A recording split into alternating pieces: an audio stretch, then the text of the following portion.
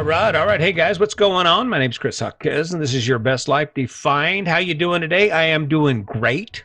I'm doing great. I sit here, I show up every day, I do this. I think to myself, damn, the numbers keep coming up. So apparently I'm doing something right. Apparently I'm not as crazy as I thought I was when I first started out. I tell you, a number of podcasts back, I mean, when you drag it out and you're like, oh, I suck. And I'm sure there are still some of you who think, I can't listen to this dude. I can't listen to this dude. And I'm okay with that. I'm okay with that. Maybe you're not ready. It's not because the message is bullshit, because we can make a comparison. If you want to jump on that message train, I'm on Facebook, I'm on LinkedIn, you'll find me. But if you want to challenge what I'm saying, I really do it. Do it. Put it out there, right? Put it out there. Go ahead and tell me this story's bullshit. I dare you. I dare you. Those among us who are the miserably happy. I used to be one of those people. Miserably happy.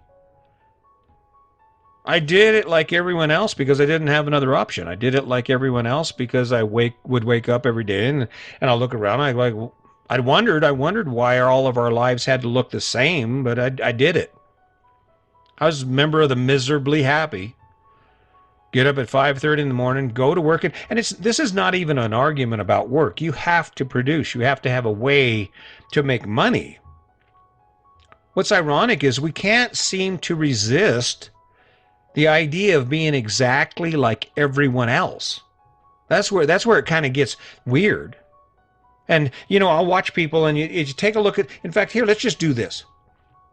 When I talk about miserably happy, it's not a judgment, it's a fact. Think about your average day. Now, just make a mental list of the things you do every day. How many of those things are like rocking your world? How many of those things equal the level of energy you get when you do what you love to do? Come on. Come on, go ahead. I'll give you a minute.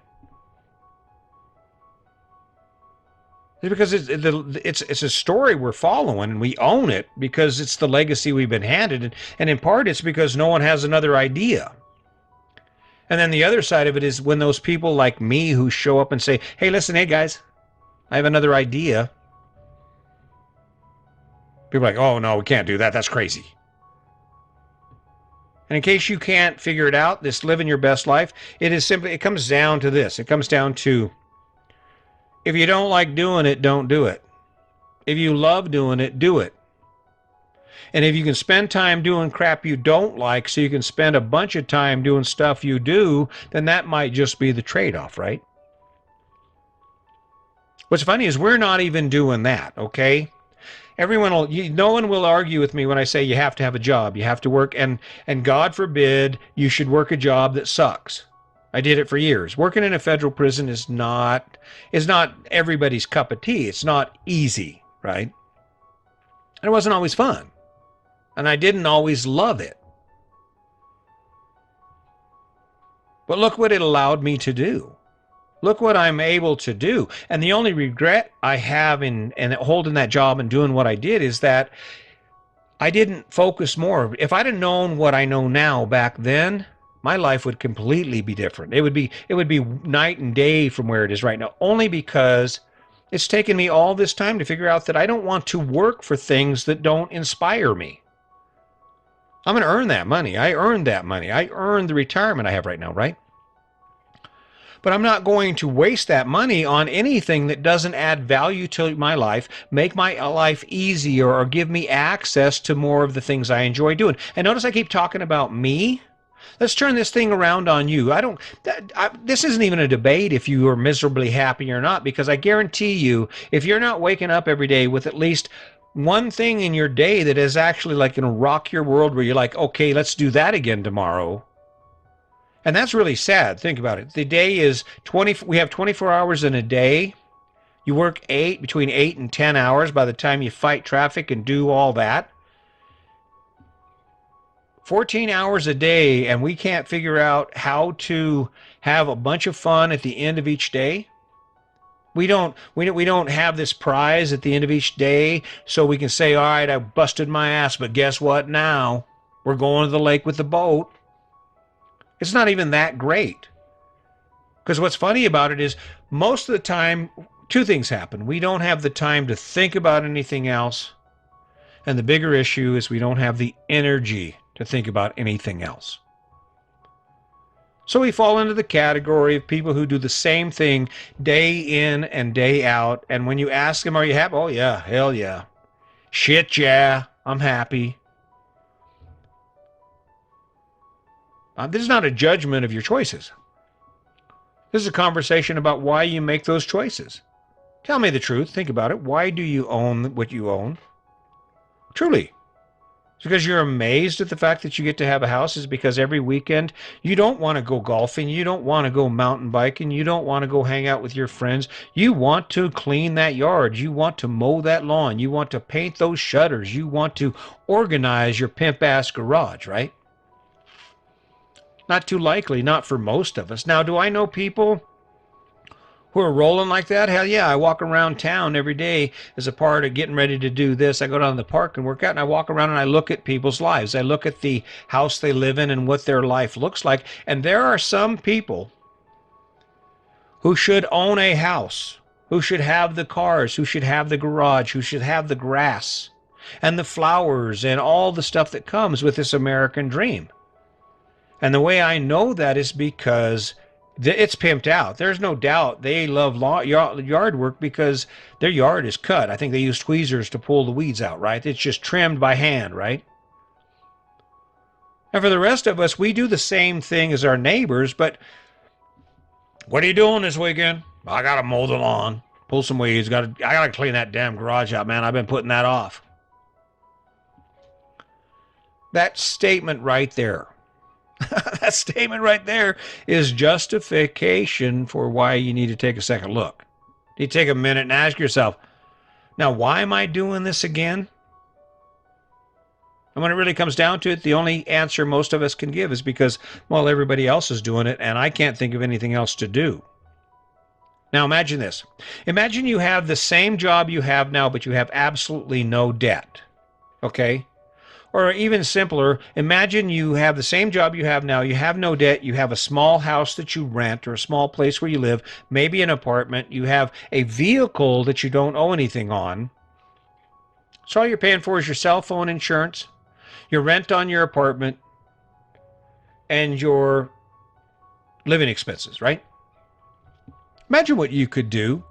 If you were in that position, what would you do? In fact, if you were in that position, if you had that opportunity, what would you change about your life to get you to where that is, right?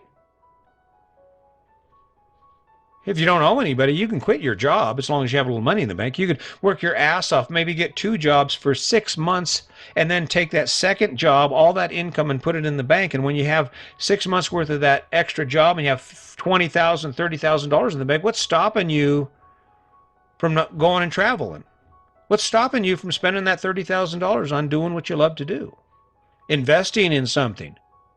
Okay, this is where people with families who are already living the dream, they resist. Well, I can't do that. I got kids. I got a wife. I got a house. I got all that stuff. Let me break this out for you. If you're a member of the Miserably Happy, well, that is, you're living your life. You've accepted your life because you look around and you realize, what the hell else am I going to do? And even if I wanted to do something else, I don't have the time or money. This is where grabbing something that's connected to who you are is so important, because you'll never escape being a member of the Miserably Happy until you can actually find the resources and the energy to do that. And how do you do that? That comes back to the story. I've mentioned it before. If you want to escape your life, it doesn't matter what it looks like or what you have to do. If you want to escape your life, the ticket is to build a story around what you want to do and choose something that's centered within who you are. I'm perfectly happy right here. Is it easy? No, there are times, that last podcast, I'm like, I suck at this. And I just keep going. You know why? Because I know that I'm going to nail this. I know that I'm going to get better at this. And more than that, I have energy for it. It's like, okay, I'm going to do this. It sucks, maybe, maybe not. There are times I have trouble with the production simply because I'm enjoying the story, because it starts to make sense after a while. Here it is, living your best life. Spending more time doing what you love to do than what you have to do.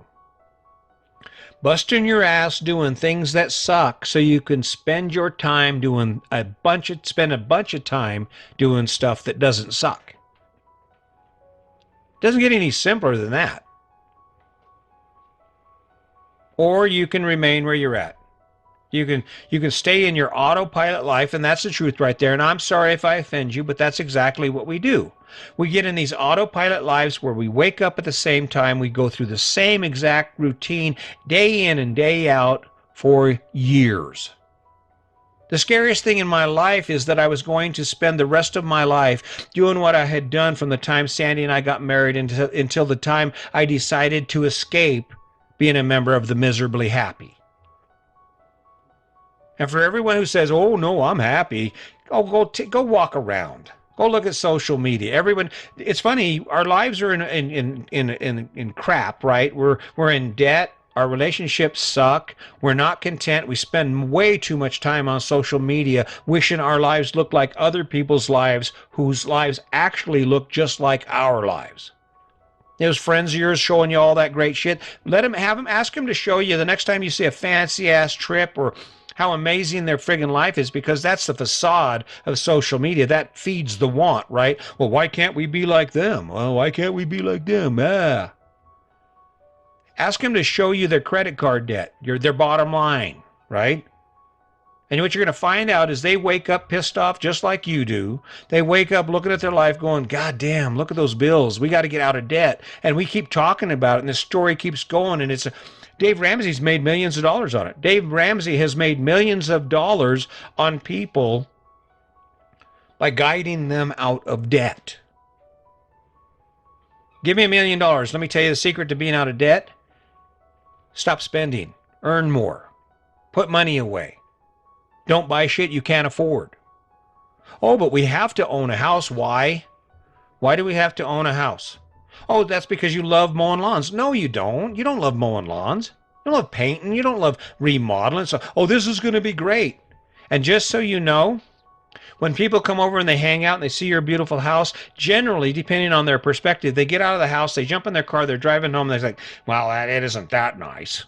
Right? Get all that attitude. You see it on social media. You want to flaunt your stuff on social media? Go ahead. There's a good percentage of the people that are linked to you in some way or the other that look in your life, and they're not impressed with how great your life is. They're trying to figure out the cracks in it. Well, no, they couldn't have that much money. They're not doing that well. I know what he does. I know them. We know them. They're in debt. They're in debt just like us. And what's interesting is it's true, right? And yet we walk around in these facades, driving our fancy cars and being individuals that live the same exact life. That's the most ironic part about it. There's some sort of idea in our heads, and it's been planted there. We've been taught to believe that the house, the car, the kids, credit is perfect and debt is okay.